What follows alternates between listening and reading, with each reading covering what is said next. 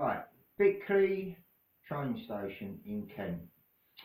Uh, from the ticket office down to the platforms, there are no lifts, and you would have to get down 27 steps.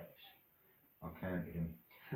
27 steps down to the platform. Which is a nightmare, obviously, if you're in a wheelchair. There are no wheelchair ramps.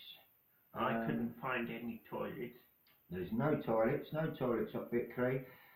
They do have an indoor waiting room, so I suppose you could keep warm.